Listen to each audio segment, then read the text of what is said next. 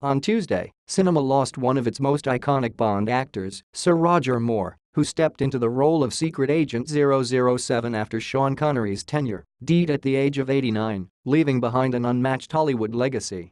Daniel Craig has his edgier Bond, Connery had his poise, and Moore gave new meaning to the eyebrow raise, leaning into the levity of the films, for better or worse, more so than others. I tried to find out what Bond was all about, but you can't tell much from the books, the actor told you in a 2008 interview.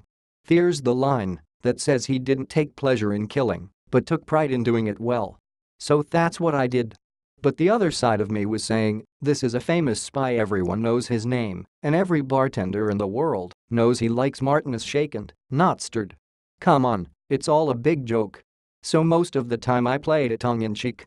Moore's time as 007 featured iconic car chases, death-defying stunts, and classic zingers, and he went about it with a wink and a smile. Here are some of his most memorable moments as the character.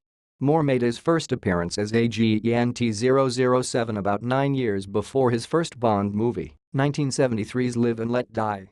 Guesting on the British sketch comedy show, mainly Millicent, in the summer of 1964, the actor portrayed the secret agent in a Bond bit.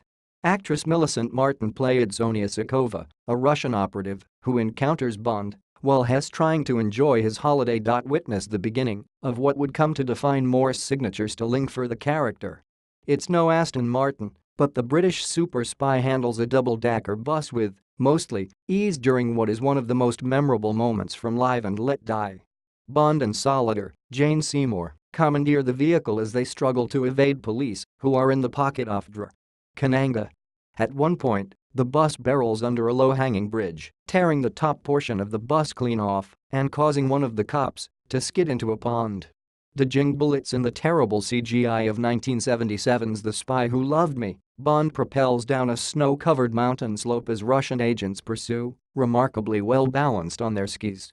A few acrobatic maneuvers later, and Bond shoots off a cliff to escape. His death seems imminent until a parachute emerges from his pack. Cue the trumpet blare from the Bond theme. 1979's Moonraker nominally ranks as one of Moore's worst Bond stints. It's Bond in space, but his high-skis tussle with a thug makes for one enjoyable fight sequence. Jaws, one of the agent's best villains from this era, pushes Bond from a plane without a parachute. As he gets closer and closer to smashing into the ground, 007 sweeps in to snatch an assailant's parachute. Jaws, however, isn't far behind. Another classic bad guy from the age of Moore is Christopher Lee Scaramanga, who challenges Bond to a duel on his island hideout in 1974's The Man with the Golden Gun. It begins on the beach and spills into a fun house, with the carnival mind trip heightening the tension as our hero makes his way through a hall of mirrors. Tormented by trickster sounds, images, and animatronics, Bond manages to work Scaramanga's own illusions against him. Moore brings the Spisswagger in 1977's The Spy Who Loved Me, where he famously asks Anya Amasova, Barbara Bach, "Can you swim?" It also marks one of 007's coolest gadgets, an advanced car that seamlessly transitions into a submarine with special tricks getting rid of unwanted guests. Bond isn't always so forgiving.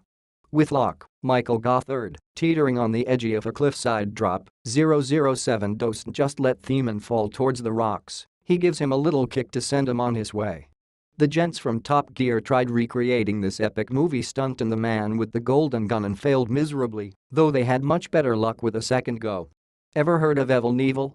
Bond asks his terrified passenger at the end of a car chase. The resulting barrel roll is one of the better stunts from the long-running franchise. If only it wasn't for that sound effect. A classic source of error is when villains leave the scene before witnessing the hero's demise. Wouldn't they want to be sure beyond a reasonable doubt of their plan's success? Kananga makes this mistake when he just assumes Bond will be torn to shreds by a bunch of hungry gators, but 007, Everagile, skips across the water on the backs of these beasts to safety. In 1985's A View to Kill, Bond chases Max Zorin, Christopher Walken, to the top of the Golden Gate Bridge.